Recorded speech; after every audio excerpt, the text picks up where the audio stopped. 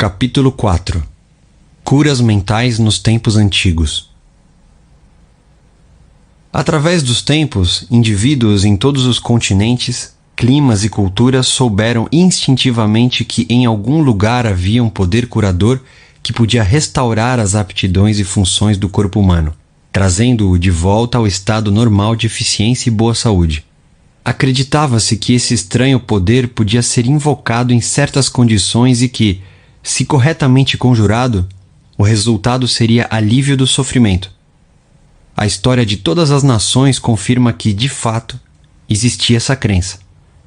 Na história antiga, dizia-se que o poder de influenciar o homem secretamente para o bem ou para o mal, incluindo a cura de doentes, era prerrogativa de sacerdotes, sacerdotisas e pessoas sagradas. Essas pessoas alegavam possuir poderes recebidos diretamente de Deus, incluindo a cura dos enfermos. As técnicas e os processos de cura variavam em todo o mundo, embora, de maneira geral, incluíssem súplicas e oferendas ao Deus e cerimônias variadas, tais como imposição de mãos, encantamentos e uso de amuletos, talismãs, relíquias e imagens.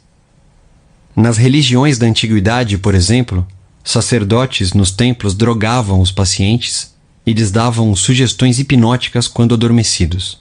Eles eram informados de que os deuses os visitariam sem falta durante o sono e que os curariam. Numerosas curas aconteciam. Os devotos de Hécate recebiam instruções para misturar lagartos com resina, olíbano e mirra e triturar tudo isso ao ar livre, quando a lua estava em quarto crescente. Após a execução desses ritos bizarros e misteriosos, eles rezavam à deusa, engoliam a poção já preparada e mergulhavam no sono. Se a fé era suficiente, viam-na em sonho. Esse rito, que nos parece tão estranho, até mesmo fantástico, era frequentemente seguido por curas. Nos tempos antigos, o homem inventou numerosas e eficazes maneiras de ganhar acesso ao poder incrível da mente subconsciente e usá-la para a cura. Embora soubessem que esses procedimentos funcionavam, não sabiam como ou por que produziam resultados. Hoje sabemos que sugestões poderosas eram dadas à mente subconsciente. Rituais, poções e amuletos atraíam profundamente a imaginação do homem e facilitavam a aceitação, pelo subconsciente, das sugestões repetidas do curandeiro. O trabalho de cura, porém, era realizado pela própria mente subconsciente do paciente. Em todas as eras, curandeiros leigos obtiveram sucessos notáveis em casos em que a perícia médica tradicional fracassara e os pacientes haviam entrado em desespero. Essa situação nos leva a perguntar: de que modo esses curandeiros em todo o mundo faziam e fazem curas? A resposta é que as curas ocorrem porque a crença cega do doente libera o poder curador existente na mente subconsciente. Quanto mais fantásticos e estranhos os remédios e métodos usados pelos curandeiros, mais provável era que os pacientes acreditassem que algo tão estranho tinha que ser incomumente poderoso. A excitação emocional tornava-lhes fácil aceitar a sugestão de saúde, tanto pela mente consciente quanto pela subconsciente. Esse ponto será discutido em mais detalhes no capítulo seguinte. Relatos bíblicos de uso dos poderes do subconsciente. Por isso vos digo que tudo quanto em oração pedirdes, credes que recebestes, e assim será convosco. Marcos, capítulo 11, versículo 24. Releiam essa passagem e prestem toda a atenção à diferença nos tempos dos verbos. Os verbos crer e receber estão no presente, ao passo que o assim será convosco está no futuro. O inspirado evangelista nos diz algo da mais alta importância com essa diferença aparentemente pequena na construção gramatical da sentença. Se acreditamos e aceitamos como verdade o fato de que nosso desejo já foi atendido e realizado, que já foi completado, sua realização se seguirá como algo no futuro. O sucesso dessa técnica reside na convicção profunda de que o pensamento, a ideia, a imagem já está na mente. Se queremos que alguma coisa tenha substância no reino da mente, ela deve ser pensada como realmente existente. No trecho bíblico temos, em umas poucas palavras enigmáticas, uma instrução concisa e específica sobre a maneira de usar o poder criador da mente, isto é, gravando no subconsciente aquilo que desejamos. Nosso pensamento, ideia, plano ou objetivo são tão reais em seu próprio plano como nossa mão ou coração no corpo. Ao empregar a técnica bíblica, varremos inteiramente da mente todas as considerações sobre condições, circunstâncias ou qualquer coisa que possa implicar resultado negativo. Estamos plantando na mente uma semente, conceito, que, se a deixarmos em paz, germinará sem falta e terá fruição externa. A condição em que Jesus insistia acima de todas era a fé. Repetidamente lemos na Bíblia: faça-se-vos conforme vossa fé. Se plantamos certos tipos de sementes no solo, temos fé em que elas germinarão segundo sua natureza.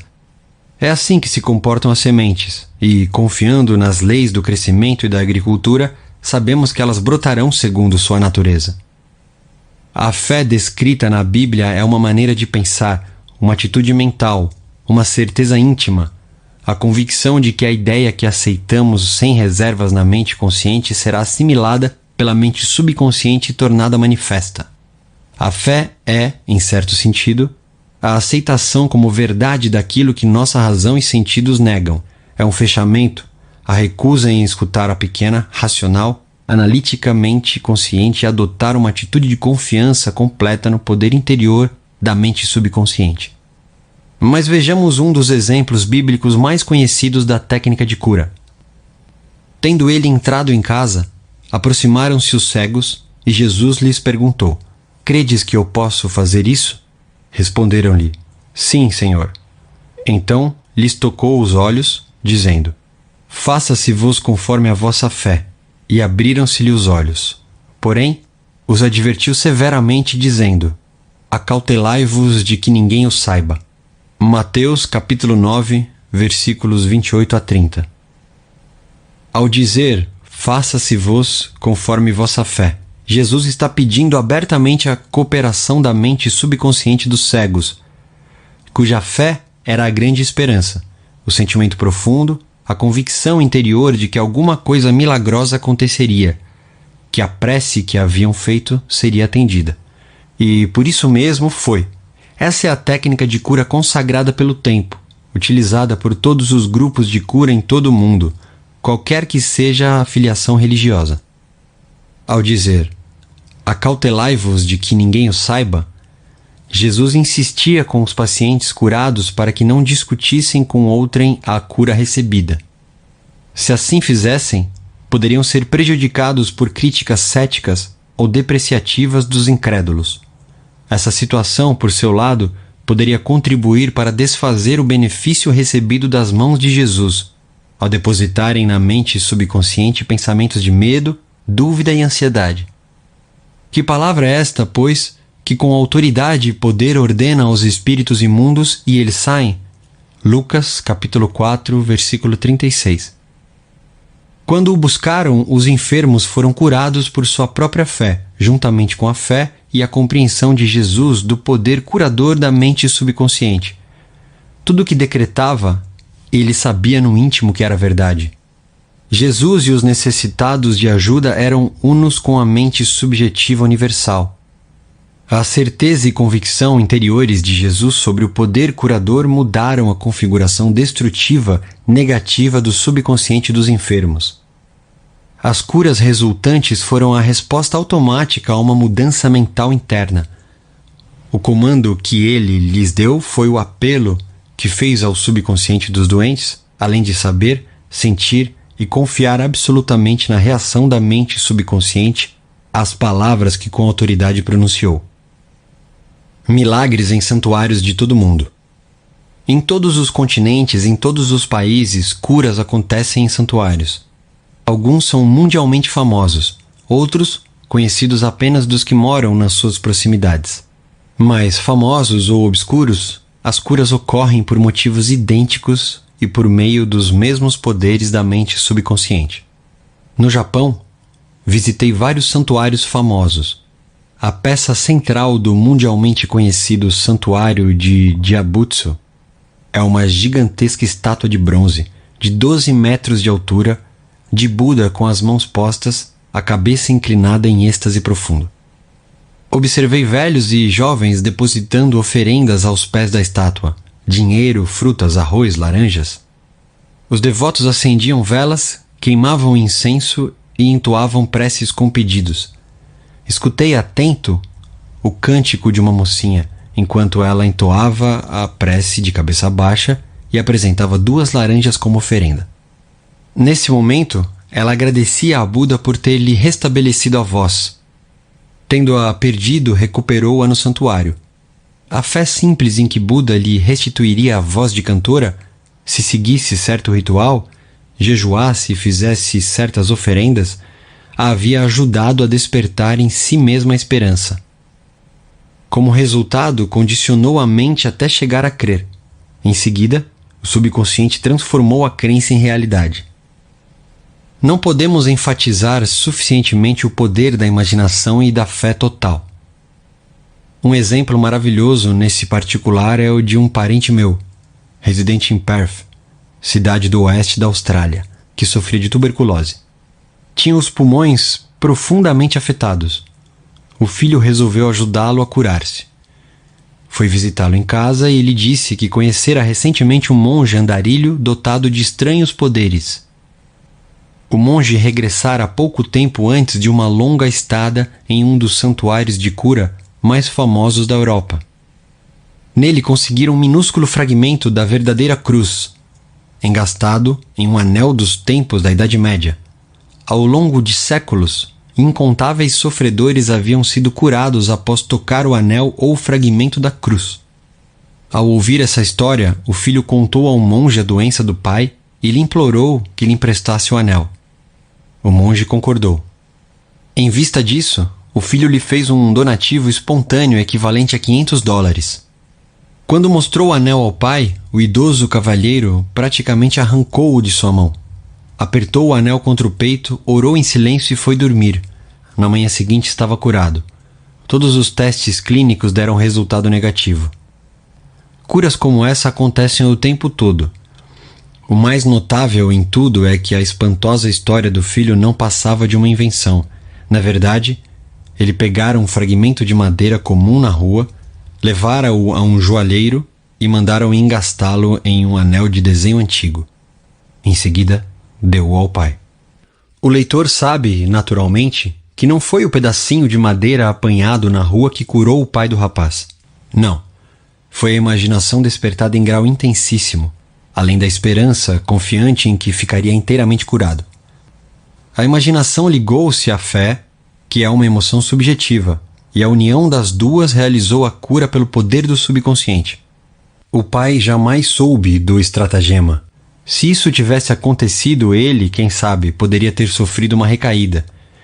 Mas em vez disso, a tuberculose jamais voltou. Permaneceu inteiramente sadio e faleceu de outras causas 15 anos depois, com a idade de 89 anos. Um único princípio universal de cura. É fato bem conhecido que todas as várias escolas de cura proclamam sucessos documentados dos mais maravilhosos tipos. A conclusão mais óbvia que ocorre à mente é que deve haver algum órgão ou processo comum a todas elas. Na verdade, há. O órgão de cura é a mente subconsciente e o processo, a fé. Pense bem nas verdades fundamentais seguintes. Você desempenha funções mentais que foram diferenciadas, designando-se umas como mente consciente e as outras como mente subconsciente. A mente subconsciente é, invariavelmente, suscetível ao poder da sugestão. A mente subconsciente exerce controle absoluto das funções, condições e sensações de seu corpo. Você certamente sabe que sintomas de praticamente todas as doenças podem ser induzidos por sugestão em pacientes hipnotizados. Um indivíduo nessas condições pode, por exemplo, ficar com febre alta, afogueado ou sentir calafrios, conforme a natureza da sugestão. Você pode lhe sugerir que ele está paralisado e ele não conseguirá andar, ou manter uma xícara de água fria sob o nariz e lhe dizer: esta xícara está cheia de pimenta, Cheire-a. Ele vai espirrar violenta e repetidamente.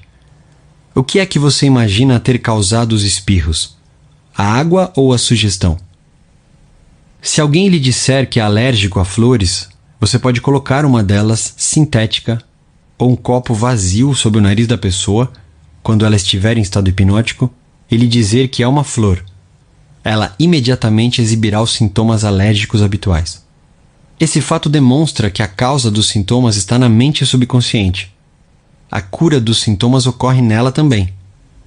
Diferentes escolas de medicina, tais como osteopatia, quiroprática, qigong, acupuntura e naturopatia produzem, todas elas, curas notáveis. O mesmo acontece com os ritos e as cerimônias das várias crenças religiosas em todo o mundo. É evidente que todas essas curas são realizadas por intermédio da mente subconsciente, a única curadora existente. Note só como ela cura um corte num dedo. Ela sabe exatamente como fazer isso. O médico põe uma atadura e diz: a natureza curará o ferimento. Natureza, porém, nada mais é do que outro nome para a lei natural, a lei da mente subconsciente. O instinto de autoconservação é a primeira lei da natureza e principal função da mente subconsciente. Seu instinto mais forte é a mais potente de todas as autossugestões. Teorias profundamente diferentes. Muitas e diferentes teorias de cura foram propostas por diferentes seitas religiosas e grupos de terapia pela prece. Muitos alegam que, uma vez que suas práticas produzem resultados, a teoria que defendem deve ser a certa. Mas como vimos neste capítulo, essa alegação carece de fundamento. Como você sabe, há vários tipos de cura. Franz Anton Mesmer, 1734 a 1815, um médico austríaco que clinicava em Paris, descobriu que aplicando ímãs ao corpo doente podia curar milagrosamente a doença de que ele sofria. Realizou também curas com vários outros tipos de material, como vidro e metal. Mais tarde, abandonou o uso desses objetos em troca de passes sobre o corpo do paciente. Proclamou que a verdadeira causa de suas curas eram o que denominou de magnetismo animal. Formulou a teoria de que alguma substância magnética misteriosa era transmitida pelas mãos do curador ao paciente. Mesmer emprestou seu nome a esse método de tratamento, que veio a ser conhecido como mesmerismo. Hoje nós o conhecemos como hipnotismo. Outros médicos, invejosos do sucesso de Mesmer, alegaram que todas as suas curas eram devidas à sugestão e a nada mais. Quando pressionados, porém, tiveram que confessar que não sabiam como o poder da sugestão produzia efeitos tão notáveis. Todos esses grupos, psiquiatras, psicólogos, osteopatas, quiropráticos, médicos e grupos religiosos de todos os tipos, utilizam o poder universal único existente na mente subconsciente. Todos podem proclamar que as curas são explicadas por suas teorias, embora a verdade seja muito diferente. O processo da cura, qualquer que seja ela, é uma atitude mental definida, positiva, uma atitude interior ou maneira de pensar denominada fé. A cura é devida a uma esperança confiante que atua como sugestão poderosa à mente subconsciente, liberando seu poder curador. Ninguém cura usando um poder diferente do usado por outro. É bem verdade que ambos podem ter teorias ou métodos próprios, mas só há um único processo de cura, o da fé. Só há um único poder curador, isto é, a mente subconsciente. Escolha qualquer teoria, crença ou método que o agrade, e pode ficar tranquilo de que, se tiver fé, obterá resultados. Opiniões de Paracelso. Philippus Paracelsus, famoso alquimista e médico suíço que viveu de 1493 a 1541, foi um grande curandeiro em seus dias. E afirmou o que é um fato científico óbvio, quando disse: seja o objeto de sua fé real ou falso, você ainda assim obterá os mesmos resultados. Dessa maneira, se eu acreditar na estátua de São Pedro como teria acreditado no próprio São Pedro, obterei os mesmos resultados que teria obtido com ele. Mas isso é superstição. A fé, contudo, produz milagres e, seja ela verdadeira ou falsa, sempre produzirá as mesmas maravilhas. As opiniões de Paracelso foram repetidas no século XVI por Pietro Pomponazzi, um filósofo italiano, que escreveu o seguinte: podemos facilmente conceber os efeitos maravilhosos que a confiança e a imaginação podem produzir, especialmente quando ambas as qualidades existem nos sujeitos e nas pessoas que os influenciam. As curas atribuídas à influência de certas relíquias constituem efeitos da imaginação e da confiança das pessoas nessas relíquias. Charlatões e filósofos sabem que se os ossos de qualquer esqueleto fossem postos no lugar dos ossos de um santo, os doentes ainda assim experimentariam efeitos benéficos, se acreditassem que eram relíquias autênticas. Pense só no que isso implica. Se acredita no poder dos ossos de santos, ou nas propriedades curadoras de certas águas, ou, como meu parente australiano, nos efeitos milagrosos de um pedaço de madeira, você obterá resultados devido à poderosa sugestão dada à sua mente subconsciente. É esta que realiza a cura. Os experimentos de Bernheim. Hippolyte Bernheim, professor de medicina em Nancy, França, em princípios do século XX, foi um dos primeiros a explicar como a sugestão do médico ao paciente produz efeitos devido à força da mente subconsciente. Bernheim contou a história de um homem com paralisia na língua. Foram tentadas todas as formas de tratamento, sem nenhum sucesso. Certo dia, porém, seu médico anunciou que ouvira falar de um novo instrumento que, com certeza, aliviaria o problema. Em seguida, ele colocou um termômetro na boca do paciente, que acreditou que era o instrumento que o salvaria. Momentos depois, gritou alegremente que podia mover a língua com a maior facilidade. Continua Bernheim. Entre nossos casos, são encontrados fatos do mesmo tipo. Uma mocinha veio ao meu consultório sofrendo de perda completa da voz havia quase 4 semanas. Depois de chegar a um diagnóstico seguro, eu disse a meus alunos que a perda da voz cedia, às vezes instantaneamente, à aplicação de eletricidade, que só poderia agir simplesmente por sua influência sugestiva. Mandei buscar o aparelho de indução. Botei a mão sobre a laringe da paciente, movia um pouco e disse: agora você pode falar alto. Um instante depois a fiz dizer A, em seguida B e, depois, Maria. Ela continuou a falar com clareza e o problema desapareceu. Herr Bernheim estava demonstrando o poder da fé e da esperança por parte da paciente, que atuaram como sugestão poderosa sobre a mente subconsciente. Bolha formada por sugestão. Diz Bernheim que provocou o aparecimento de uma bolha na nuca de um paciente, colando nela um selo de correio e sugerindo que era um pedaço de papel pega-mosca. Esse tipo de demonstração foi confirmado por experimentos e experiências de numerosos médicos em muitas partes do mundo, e não deixam dúvida de que mudanças estruturais no corpo podem ser feitas como resultado de sugestão oral ao paciente. A causa dos estigmas sangrentos. Hemorragias e estigmas sangrentos podem ser induzidos por sugestão. Como demonstração desse fato, o Dr. M. Bourham colocou uma pessoa em transe hipnótico e lhe deu em seguida a sugestão seguinte: às 16 horas após a hipnose, você virá ao meu consultório, se sentará nessa poltrona e cruzará os braços sobre o peito. Seu nariz, nessa ocasião, começará a gotejar sangue. Naquela tarde, o jovem fez exatamente o que lhe havia sido dito. Logo que cruzou os braços, várias gotas de sangue pingaram da narina esquerda. Em outra ocasião, o mesmo pesquisador escreveu o nome do paciente em ambos os antebraços, com a ponta rombuda de um instrumento, enquanto ele estava em transe hipnótico. Em seguida, disse Bourham: às 16 horas você cairá no sono. Seu braço sangrará ao longo das linhas que eu tracei e seu nome aparecerá escrito em seus braços em letras de sangue. Naquela tarde o paciente foi atentamente observado. Às 16 horas ele caiu no sono. No braço esquerdo, as letras sobressaíram em relevo brilhante e, em alguns pontos, havia gotas de sangue.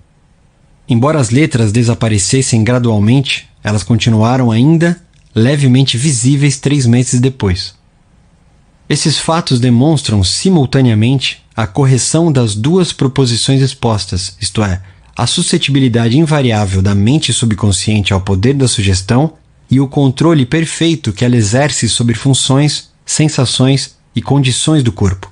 Todos os fenômenos citados retratam vividamente condições anormais induzidas por sugestão, e são provas conclusivas de que, assim como o homem pensa em seu coração, mente subconsciente, assim ele é. Recapitulação de pontos importantes sobre cura. 1. Lembre frequentemente a si mesmo que o poder curador está em sua mente subconsciente. 2. Convença-se de que a fé é como uma semente plantada no solo e que cresce segundo sua natureza. Plante a ideia, semente, na mente, regue-a, fertilize-a com esperança e ela brotará. 3. A ideia que você tem para um livro, invenção ou peça é real em sua mente. Essa é a razão por que acredita que a tem agora.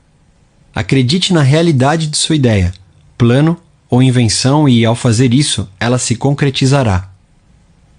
4. Ao rezar por outra pessoa, saiba que seu conhecimento interior, silencioso, da completude, beleza e perfeição, pode mudar as configurações negativas da mente subconsciente da outra pessoa e produzir resultados maravilhosos. 5. As curas milagrosas de que ouve falar, ocorridas em vários santuários, são devidas à imaginação e à fé total, que agem sobre a mente subconsciente da pessoa, liberando o poder criador. 6. Todas as doenças têm origem na mente. Nada aparece no corpo, a menos que exista um modelo mental correspondente. 7. Os sintomas de praticamente todas as doenças podem ser induzidos por sugestão hipnótica. Esse fato demonstra o poder de seu próprio pensamento. 8. Só há um processo de cura, é a fé. Só há um poder curador, isto é, a mente subconsciente. 9. Seja real ou falso o objeto de sua fé, você obterá resultados. A mente subconsciente reage ao pensamento que está em sua mente. Pense em fé como um pensamento na mente e isso será suficiente.